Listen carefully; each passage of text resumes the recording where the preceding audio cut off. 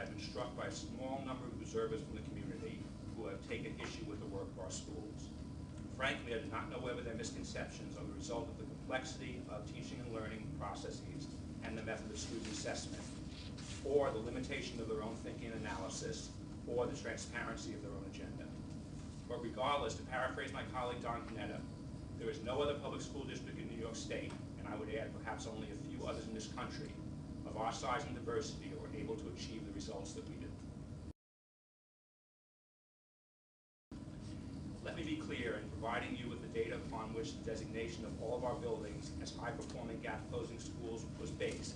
There is no suggestion on my part that an achievement gap does not exist in our district, nor that we have eliminated it entirely.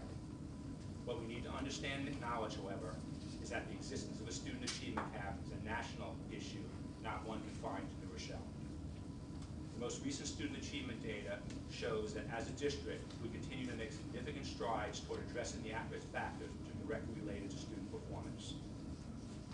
These are factors which are well known and clearly established in the body of quantitative educational research. In a city school district like ours that primarily include student mobility, poverty, a student's native language, and whether or not a child enters school as a proficient English speaker. It needs to be understood that there's a direct correlation between these factors and low student achievement.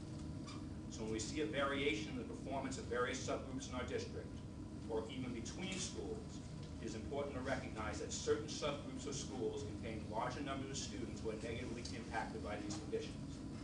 Therefore, before any of us reaches the conclusion that any particular group of children in our city is being underserved, we really need to examine the extent to which the other overriding factors, such as student mobility, poverty, home language, and English language proficiency, offer a clearer and far more accurate explanation for variations found in student performance. Like any subjective or objective measure, the 2008-2009 school year was the most successful one for the city school district of New Rochelle. Again this year, each of our buildings was recognized as a high-performing school that made significant progress in closing the student achievement gap. I think it's important to understand that this is the highest commendation given to schools annually by the New York State Education Department.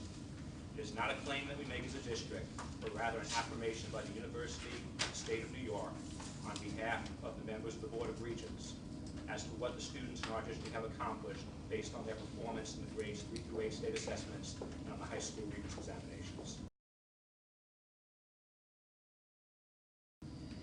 Further, this past year we had larger numbers of children qualify for the district and modified kaleidoscope programs than ever before. And since performance on the New York State assessments is a large part of this selection process, this would indicate that our most academically able children continue to perform at the highest levels. A review of the performance of our students at the secondary level is equally as impressive.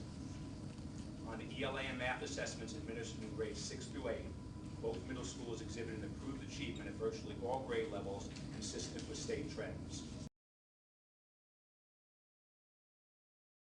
At New Rochelle High School, where there are also 66 accountability measures, students met the accountability standards in secondary level English language arts, secondary level mathematics, and for the high school graduation rate.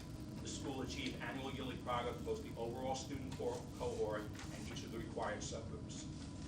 As we learned last week, the enrollment of students in advanced placement and honors courses at the high school continues to climb, with the participation of minority students increasing approximately 3 percentage points over the past 3 years, and tabulating this year's projected enrollment another almost 2.5 percentage points for 2009-2010.